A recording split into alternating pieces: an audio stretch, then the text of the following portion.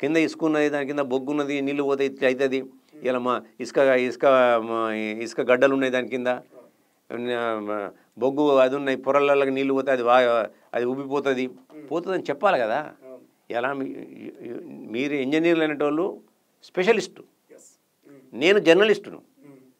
నాకు ఆలోచన ఏంటంటే ఇక్కడ కడితే నాకు మంచిగా ఉంటుందని నాకు ఆలోచన ఉండొచ్చు. స్పెషలిస్టుకు జర్నలిస్టుకు మధ్యలో తేడా ఉంటుంది కదా. ఇలా కాళేశ్వరం బాయ్, అన్నారం బాయ్, సుందిల్ల బాయ్, మరి ఇవన్నిటికీ వెనుక కారకులు ఎవరు? అక్కడ ఉన్న అధికారులే కదా. ప్రభుత్వ పెద్దలు ఎంత చెప్పినప్పటికి కూడా అధికారులు, sir we are responsible for this, మేము దీనికి బాధ్యత వహించాల్సి వస్తుంది రేపు పొద్దున. ఇలా గత ప్రభుత్వంలో మీరు చూసినారు కదా, చాలామంది ఐఏఎస్లు వీళ్ళందరూ కూడా ఊచలెక్క పట్టాల్సి వచ్చింది.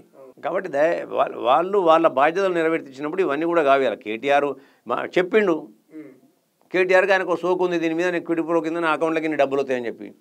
ఇలా ఇంకోటి కూడా చెప్తున్నా, వాళ్ళు దోపిడీకి నిదర్శనం, దోపిడీ చేసిన దానికి నిదర్శనం ఏంటంటే కాంగ్రెస్ పార్టీ భారతదేశం స్వతంత్రం వచ్చి 75 సంవత్సరాలలో ఇంచుమించు 50 నుంచి 50 సంవత్సరాలు కాంగ్రెస్ పార్టీ పరిపాలించింది కదా. దేశంలో కానీ ఇక్కడ రాష్ట్రంలో కానీ పరిపాలించింది కదా. కాంగ్రెస్ పార్టీకి ఢిల్లీలో ఆఫీస్ లేదు, హైదరాబాద్లో ఆఫీస్ లేదు, జిల్లా హెడ్ క్వార్టర్లలో ఆఫీస్ లేవు, బ్యాంకులలో బ్యాలెన్స్ లేదు. కానీ ఈ సార్ దగ్గర ఎంత ఉన్నది? 1000 కోట్లు ఉన్నది. నీకు ఎందుకంత? ఢిల్లీలో ఆఫీస్ ఉన్నది, హైదరాబాద్లో ఆఫీస్ ఉన్నది, అది సరిపోదని చెప్పి మళ్ళీ 10 ఎకరాలు తీసుకుంటువి, కొత్త కడతానని చెప్పి గీడే తీసుకుంటువి, మళ్ళీ ప్రతి జిల్లా ఆఫీసులో నీకు జిల్లా హెడ్ క్వార్టర్లో ఆఫీస్ కడుతుంది నువ్వు ప్రభుత్వ భూమి మీద. అందరికేమో పేదోనికేమో ఇల్లు కట్టడానికి లేదు, డబుల్ బెడ్రూమ్ కట్టడానికి ఇల్లు దొరకలేదు, కానీ నీ పార్టీ ఆఫీస్ కట్టుకోవడానికి మాత్రం భూమి దొరికింది నీకు. ఇవన్నీ ప్రజలు గమనిస్తలేరా? కాబట్టి నేను అత్యంత అవినీతి చేసిన నిదర్శనం ఏంటంటే ఆయన పార్టీ అకౌంట్లో 1000 కోట్లు ఉండడమే, దాంతోపాటు ఇన్ని ఆఫీసులు కట్టుకోవడమే. అని ఇవన్నీ కూడా అవినీతి లేకుండా ఏ పార్టీకి వస్తాయి ఇవన్నీ? ఏ పార్టీకి అన్నీ ఉన్నాయా? ఇక్కడ కాంగ్రెస్ పార్టీకి ఉన్నాయా? బీజేపీ పార్టీకి ఉన్నాయా? పోనీ ఇక్కడ ఉన్నాయి, వాళ్ళకు కూడా అకౌంట్లో డబ్బులు బాగా వచ్చినాయి. అప్పుడు ఏది బాండ్స్ రూపాన వాళ్ళు కూడా చాలా డబ్బులు తీసుకున్నారు, డౌట్ లేదు, వాళ్ళు కూడా ఎక్కడెక్కడ తీసుకున్నారు.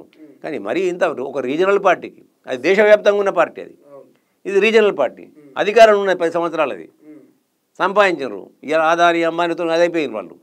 కానీ నీకు నీ లెవెల్కు ఒక రీజనల్ పార్టీగా ఇలా 1000 కోట్ల రూపాయల సిల్క్ నీ దగ్గర ఉన్నాయంటే ఇలా నువ్వు ఎంత అవినీతికి పాల్పడ్డావు. ఇలా అదే కదా ఇలా గ్రీన్ కోవల్లది అక్టోబర్లో ఏప్రిల్లో 41 కోట్లు నీ దారిలోకి వచ్చిందనేది, క్విడ్ ప్రోకులు ఉన్నదనేది, ఇవన్నీ తేటతెల్లం అవుతున్నాయి. ఇప్పుడు మహేందర్ రెడ్డి గారు, కేటీఆర్ ఒక్కడు ఏసీబీ విచారణకు పోవాలంటే భయపడుతున్నారు అనుకోవాలా, లేకపోతే గతంలో పట్నం నరేందర్ రెడ్డి విషయంలో కూడా ఏసీబీ అధికారులు కావచ్చు వాళ్ళంతా కూడా చెప్పని స్టేట్మెంట్లు చెప్పినట్టుగా రికార్డ్ చేసినట్టు కొంత బీఆర్ఎస్ వాళ్ళు అంటారు. నా విషయంలో కూడా అట్లే జరగవచ్చు, అందుకే అడ్వకేట్ నేరుగా పెట్టుకోపోతా అంటే ఏసీబీ వాళ్ళు పర్మిషన్ ఇస్తారు అంటూ లొల్లు పెట్టి లడాయి చేసారు, కోర్టుకు పోయి అలా అడ్వకేట్ తీసుకొని పోయి. ఇది చూస్తే ఏమనిపిస్తుంది? నేనేమంటున్నానంటే మొదటి నుంచి చెప్తున్నా, ఆయన ఒక పిరికి. నేను వేరే మాట అనలేను, ఎందుకంటే సభ్యత సంస్కరణ నాకు నేను ఎలా పొడుగాడు లేదని అనలేను. ఆయన ఒక పిరికి పంద, అంతవరకు మాత్రం అనగలుగుతాను నేను. చట్టం మీద అవగాహన లేకుండా, అంటే ఉన్నా లేనట్టు నటిస్తున్న వ్యక్తి ఆయన. ఇవాళ చట్టం ఏం చెప్తుంది సెక్షన్లో? అరెస్ట్ అయిన తర్వాత నీకు ఇంటరాగేషన్కి పోయినప్పుడు, ఇంటరాగేషన్ అనుకోండి, ఇన్వెస్టిగేషన్కి పోయినప్పుడు ఒక అడ్వకేట్ని కానీ ఆయనకు నమ్మకమైన వ్యక్తిని కానీ ఎవరినో ఒకరిని తీసుకుపోవడానికి అనుమతిస్తారు. తీసుకుపోయినప్పుడు ఏదో నీ క్వశ్చనింగ్ అక్కడ కూడా ఉండడానికి వీలేదు. కొంత దూరంలో ఈయన ఏమైనా మ్యాన్ హ్యాండ్లింగ్ చేస్తుండ్రా, మ్యాన్ హ్యాండ్లింగ్ ఈయన ఫోర్స్ చేస్తానరా, ఫోర్స్ చేసి చెప్తానరా, కొడతానరా, తిడతానరా, చెవులు విసుకుతానరా, తొడపాశం పెడతానరా, బుగ్గలు గిల్లుతానరా అనేది ఇవన్నీ చేయకుండా చూడడానికి ఒక గ్లాస్ డోర్ బ్యాక్ సైడ్ మాట్లాడి మనం అడిగేది వాళ్ళు వినకూడదు, ఈయన చెప్పేది కూడా వాళ్ళకి వినకూడదు. జస్ట్ వాచబుల్ డిస్టెన్స్, వాటిని ఒక విజిబుల్ డిస్టెన్స్లో ఉండాలి, కానీ అగుపడి ఉండాలి అంతే. అది చట్టం చెప్తుంది. చట్టం నీకు చుట్టమా? దాన్ని కూడా డ్రామా కంపెనీ ఆర్టిస్ట్ మాదిరి వాళ్ళని అది చేతి ఇలా అవగాహన లేకుండా నీ పక్కపట్టు ఉన్న లాయర్లకన్నా తెలవాలి కదా అంతమంది. ఎంతసేపు ఏంటంటే దేని నుంచి కూడా మైలేజ్ తీసుకోవాలి, రాజకీయ లబ్ధి కోసం ఆయన చేస్తున్న ప్రయత్నం. ఇవాళ నిజంగా కూడా నీకు చట్టం మీద గౌరవం ఉన్నట్టయితే ఈ లపూటు తుపూటు ఇవన్నీ కేసులు మాటలు మాట్లాడవు. ఎస్, బాధ్యత పోవాలి, చట్టాన్ని గౌరవించాలి, నీకున్నాయి చెప్పాలి, సంతకాలు పెట్టాలి. ఇన్ని నువ్వు చెప్పిన సంతకాలు అన్ని చెప్పినట్టు రాయలేదనుకో నీకు చదువు వస్తుంది కదా. చదువుకున్నోడివి కదా, సరే నాకు ఇంగ్లీష్ రాదు సార్ తెలుగులో రాయంటే అనుకో, తెలుగు రాదు సార్ నాకు ఇంగ్లీష్లో రాయను అనుకో, రెండితేలా రాస్తారు కదా వాళ్ళు. చదువుకున్నా కానీ నువ్వు సంతకం పెట్టాలి. నువ్వు 15 సంవత్సరాలు ఎమ్మెల్యే, ఇలా 16వ సంవత్సరం ఎమ్మెల్యే కంప్లీట్ అయింది, 9.5 సంవత్సరాలు మంత్రిగా చేసినావు. ప్రతి ఒక్కదాని మీద నీకు అవగాహన ఉండాలి కదా. అవగాహన రాహిత్యంగా నువ్వు ఎట్లా మాట్లాడతావు? ఇలా ఎంతసేపు ప్రజలను తప్పుదారి పట్టించడానికి, ఇలా నీలా పని బట్ట కాల్చి మీదేయడానికి.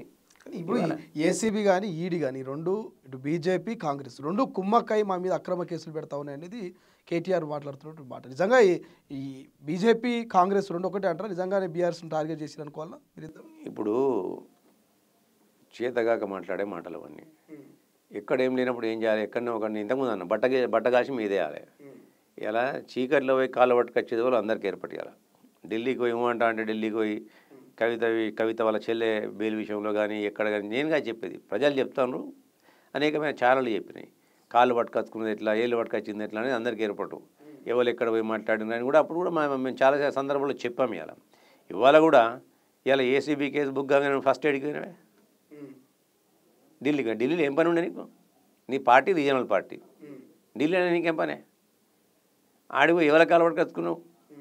ఇలా ఈడీ వచ్చింది. ఈడీ ఇవాళ ఎవరి సంస్థ? అది సెంట్రల్ గవర్నమెంట్ సంస్థ. అది సరే, దానికేం కోరిక ఉందో? అవినీతి అక్రమం జరిగినప్పుడు ఎంటర్ అయితే వాళ్ళ ఉద్దేశం ఏముందో? ఇలా ఈడీ కానీ సిబిఐ కానీ ఇన్కమ్ ట్యాక్స్ కానీ వాళ్ళ పరిధులు వాళ్ళకు ఉంటాయి. అది రాగానే కాంగ్రెస్ పార్టీకి ఒకటి బీజేపీ ఒకటి అంటే అసలు నేను అడిగినోడు కాంగ్రెస్ పార్టీ బీజేపీ ఎక్కడన్నా ఒకటైతే, నీదేమో గింతంత రాష్ట్రంలో గింతంత ఉన్నది 119 సీట్లలో, నువ్వు ఒక రీజనల్ పార్టీ. ఇలా 545 అసెంబ్లీ లోక్సభ స్థానాల్లో మేము కొట్లాడేటోళ్ళం. మా శక్తి అక్కడ. సరే, గెలిచినమా ఓడినామా గత 10 సంవత్సరాలు కానీ సెకండ్ ఇష్యూ. ఏ ఊళ్ళో పోయినా మాకు కార్యకర్త ఉంటాడు, మాకు నాయకుడు ఉంటాడు, మాకు ఈ నోట్లు ఉంటాయి, మాకు కొట్లాడే శక్తి ఉంటుంది. ఎవరైనా చెప్తే నమ్మాలి కొంచెమన్నా. అదే నేనేమంటున్నా అంటే, పాపం వాళ్ళకు అధికారం కోల్పోయిన తర్వాత జనులు అందరికీ దమాగిన్లు అంటారు, కానీ మనోళ్ళకి పాపం శీలమండలకు వచ్చినట్టు ఉంది.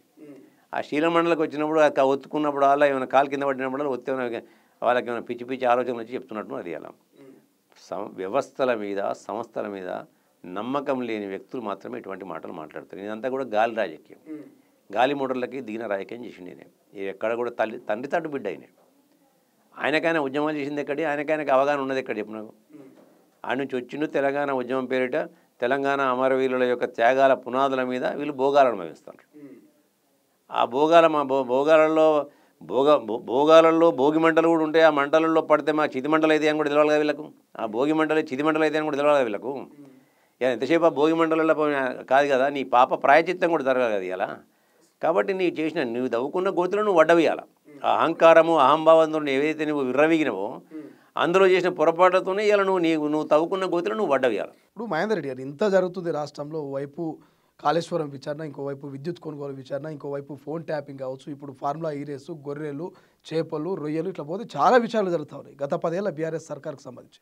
కానీ కేసీఆర్ ఎక్కడొచ్చి ప్రజా సమస్యల మీద మాట్లాడట్లేదు, విచారణల మీద మాట్లాడట్లేదు. పోనీ కేటీఆర్ ఇవాళ ఏసీబీ ఈడీ ముందుకు పోతూ ఉంటే కూడా ఎక్కడొచ్చి మాట్లాడేటువంటి పరిస్థితి. అసలు కేసీఆర్ను చూస్తుంటే ఏమనిపిస్తుంది? నిజంగా వచ్చే అవకాశం ఉందా కేటీఆర్ అరెస్ట్ అయినప్పటికైనా? నేను ఒకటే మాట్లాడినది, కేసీఆర్ గారి యొక్క నేచర్ అందరూ తెలుసు. ఆయన అన్నీ వదులుకున్నాడు. ఆయన ఇప్పుడు అన్నిటిలో నేను పట్టుబడ్డా. అది ఇప్పుడు తేలికొట్టిన దొంగ అంటారు చూడేదో, తేలికొట్టిన దొంగ తిరాకున్నాడు ఇప్పుడు ఆయన. ఇప్పుడు అరుస్తేనేమో ఆగమవుతాడు, అరవకుండానేమో విషమెక్కుతుంది. ఇప్పుడు ఆయన పరిస్థితి అది పాపం.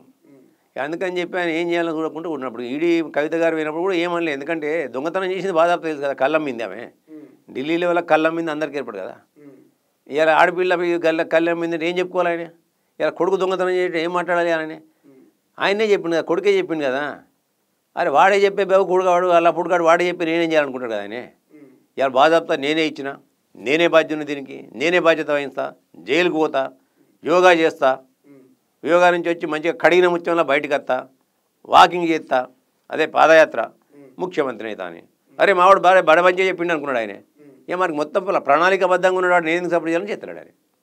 ఆయన ప్రణాళిక రచించుకున్నాడు కదా, చేసిందో తప్పాయ, ప్రణాళిక బయట పెట్టే. మరి ఏం చెప్తారు పాపం ఆయన? ఇంకా చేసింది వాస్తవమేనే, అదే ఆయనకు తెలిసేనే. మరి ఏం మాట్లాడాలి ఇప్పుడు? ఆయన తేలికొట్టిన దొంగ ఆయనే. ప్రపంచంలో ఏ మూల ఏ క్షణం ఏం జరుగుతుందో వేగంగా తెలుసుకోవడానికి తొలి వెలుగు వాట్సాప్ ఛానల్ని ఫాలో చేయండి.